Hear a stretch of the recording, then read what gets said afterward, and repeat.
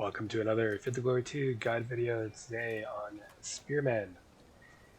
So as a combat category, both heavy and medium foot use it. Talking about several things, go over the basic POAs real quickly. I assume most people watching this are aware of them. Then we'll talk about Spearmen and terrain, defensive versus offensive Spearmen, Spearmen against various specific opponents, and briefly on mixed units of Spearmen. I will not be doing a comprehensive guide on all the different kinds of spear units in the game. That would take quite a while, and I like to keep these short. So, on the surface, Spearmen have a quite simple POA, 100 impact, 100 melee. Pretty straightforward. Where things get interesting is in the fact that they get a lot of POA canceling abilities. So, for example, Knights would normally have 200 Knightlet Lancers, they only get 150 against Steady Spearmen. Steady being the key. And then Deep Spearmen get an additional 50 against Charging Knights. So this POA reduction on impact applies to Knightly Lancers, Lancers, and Heavy Chariots. In melee, they fully cancel Mounted Swordsmen, except Cataphracts, which still get half. And they also have Infantry Swordsmen POAs. So, depending on the exact matchup and the quality of the two units involved, how you approach that dilemma can differ. So, next, Spearmen and terrain. We'll start with one of the more clear-cut cases. Thuriofroi are a very common medium foot spear unit in Ancients, and you would think that they would do well in marsh and forest type terrain. That's not entirely wrong. Against, cavalry or heavy foot, no opponent is going to attack you in here, but you can use terrain like this to deny movement to adjacent spaces. Against medium foot, the picture is a little bit murkier.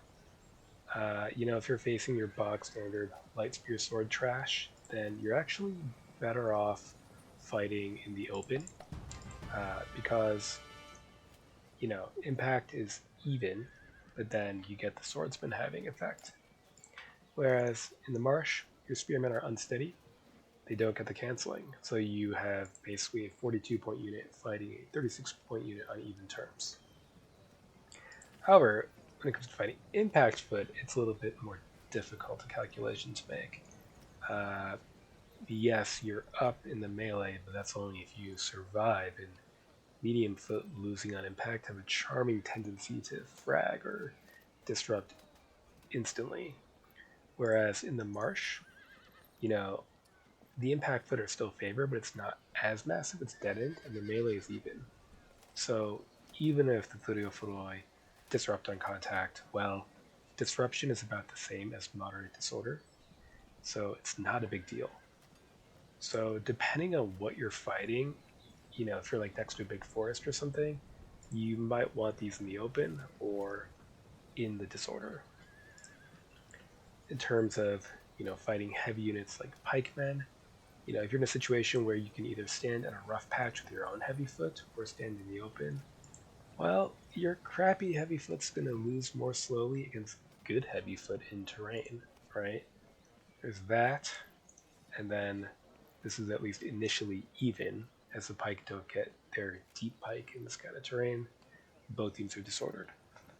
These raw hoplites would gradually lose, most likely, but it would take a long time. They'd type a much more expensive unit. Even a simple thing like a stream can help against heavies, right? So again, the deep pike's denied even in a non-disordering stream. Or with these clibs, they don't get their Lancer POA. So those are things to look out for. Even against less disordered cavalry like these early Templar Knights, while in the open, the impact is really bad for the spearmen. Even though they'd be up in the melee, they're actually kind of better off hanging out in a village like this.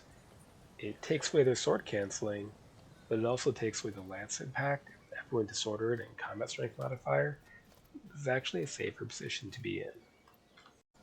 So yeah, when it comes to terrain, whether you place your spearmen in terrain depends on the opponent they're facing. Whether it's more dangerous to be in the open or whether you're, wasting points being in terrain. It just, like so many things in fog, it depends. Next, looking at defensive spearmen, this is a unit type that I think is often kind of misunderstood, but they're quite good, but they're weird. Basically, they're cheaper than offensive spearmen. The difference is larger in ancients than in medieval. Offensive spearmen will push back enemies that they attack and win against. Defensive spearmen won't. The enemy can fall back from them. And the main difference is that defensive spearmen don't get a POA when charging, except against other defensive spearmen. So, you know, this defensive shield wall is down 100 charging offensive spearmen. It's down 100 even charging trashy light spear infantry. It's even charging other defensive foot. It's only even charging bowmen, which is kind of a problem if those bowmen were hiding in terrain or something. So, why aren't they terrible? Well, foot is often not charging to be useful for one thing. For another, not pushing the enemy back is not good or bad, it just depends. It means the enemy can't set traps for you as easily, hoping for a pushback. It doesn't mean the enemy can fall back and impact charge you or shoot you again. That is ugly. But a lot of the time, foot is not charging all across the line, especially in medieval. It might be hanging out and protecting archers or crossbowmen, holding a hill, slowing down the enemy on a flank, zoning someone out from the flank. Or if you have a cheap defensive unit of like 36 points, zoning out, say, a 50-point unit, it's really on the 50-point unit to charge because the standoff is profitable for the side using the cheaper unit. Furthermore, facing shot cavalry, so that's lancers, knightly lancers, and heavy chariots, no infantry gets a POA when charging them. So, defensive spearmen, offensive spearmen, in this situation it's identical. You're only really going to be charging such units if you have to out of desperation, or you found a way to trap them, or you have to strip the Zoc or whatever, but it's just as risky with defensive and offensive spearmen. So defensive spearmen, they're not so good in a straightforward infantry smash type fight, but they're most common in medieval, and in medieval they're often relegated to other roles, and even in the armies of ancients where they appear quite a bit, they're often in the armies that have a lot of missile troops, and they're acting more as a meat wall to protect the shooters than really as a hammer of any kind. Now, also regarding pushbacks, in a fight of spearmen against swordsmen, the spearmen do well in the melee. They do badly on impact against impact swords, right? So you want the melee to continue, in which case you generally want to be the one charging, which is kind of risky because the charge can be bad, but if you stick the charge, you're almost certainly going to win the melee, and then you stick in the melee and push them back until they break. As opposed to if you let them charge you, if you don't hold, you enter the death spiral.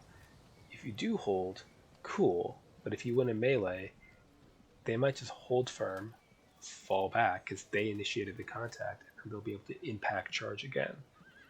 So if you find yourself with spearmen facing an inevitable line of contact against impact foot, it can actually kind of make sense to be the one to engage first if it's not otherwise useful to be delaying. Next, looking at mixed units like these Scudato archers, half bow, half defensive spear.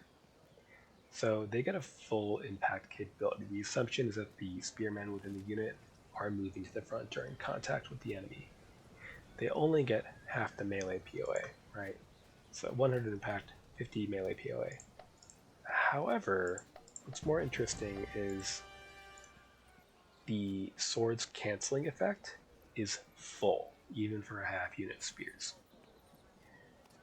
So that's kind of a big deal, because that means that, these swordsmen, if they don't disrupt the enemy on contact, then it's actually slightly to the advantage of the Scadatoi, thanks to their armor advantage here. Mixed with their shooting, where they're forcing the enemy to come to them, this can be a pretty potent combination, and so they're not as weak a unit as they might appear.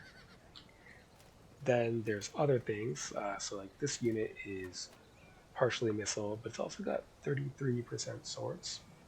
Just want to keep in mind, if they're fighting swordsmen, they get the full sword canceling in melee. Cool. They only get the 34 defensive spear POA, but they also get the 33 swords. But if they're fighting other steady spearmen, they actually get their own swordsmen halved. Right, just a little thing, but it adds up.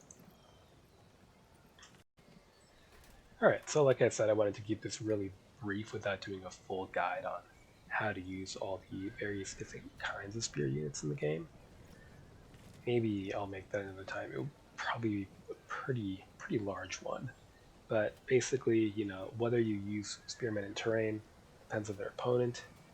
And defensive spearmen are a really good budget option for especially any army that has good missile support or is fighting cavalry. And I mean, they tend to be kind of unspectacular, plodding, but reliable units. So let me know if you have questions. Let me know if you would want a full unit guide. I'm not sure if people do want that. Until next time.